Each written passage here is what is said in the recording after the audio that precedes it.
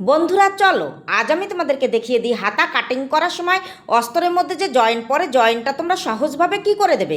দেখো আমরা কিন্তু বিভিন্নভাবেই জয়েন্ট দিয়ে থাকি, কিন্তু এটা একদম সহজ উপায়। দেখো এখানে আছে 7.5 ইঞ্চি কাপড়, তো আমার হাতার জন্য আরও লাগবে। এখানে কিন্তু ডবল ভাঁজে আছে। এইবার আমি কি করলাম, উপরের অংশটা দেখো এখানে বাড়িয়ে দিলাম এবং যেটুকু কম পড়ে গেল সেটা কিন্তু নিচের পাটে আমার থেকে গেল। এইবার যেভাবে তোমরা হাতা কাটিং করো, হাতার থেকে 1 ইঞ্চি বেশি ঝুল নিয়ে হাতাটা কাটিং করতে হবে, তাহলে কিন্তু হাতার কাপড়টা শর্ট পড়বে না। এইবার যে আমাদের ডাউন শেপ, তো ডাউন শেপের জন্য আমি এখানে 3.5 ইঞ্চি নিয়ে আর একটি দাগ দিয়ে দিলাম।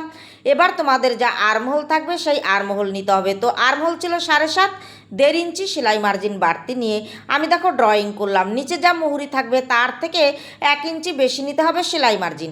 মুহুরি প্লাস সেলাই মার্জিন এইভাবে দেখো জয়েন্ট করে দিলাম। এদিক থেকে 2 ইঞ্চি নিয়ে এইখানে শেপ দিয়ে দিলাম। এবার দেখো আমি কেটে নেওয়ার পরে কি করি, এইবার উপরের অংশটা তুলে দিলাম। তুলে দেওয়ার পরে দুটো কাপড় নিয়ে নিলাম, যেহেতু এখানে দুটো আছে।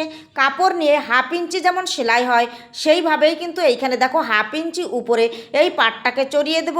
চড়িয়ে দিয়ে উপরে পোর্শনটা তার উপরে রেখে দিয়ে হুবাহু যেমন ছিল তেমন করে কিন্তু এঁকে নেব। যদি ভিডিওটি পরবর্তীতে দেখে দেখে করতে চাও টাইম লাইনে শেয়ার দিয়ে রাখবে। এই ধরনের ভিডিও পেতে হলে পেজটিকে অবশ্যই ফলো করবে। ভিডিওটি যদি ভালো লেগে থাকে একটা লাইক দিয়ে মূল্যবান মতামত কমেন্টে জানাবে। তো অবশ্যই অবশ্যই আমি মনে করি এইটা অনেক সহজ উপায়। Thank you.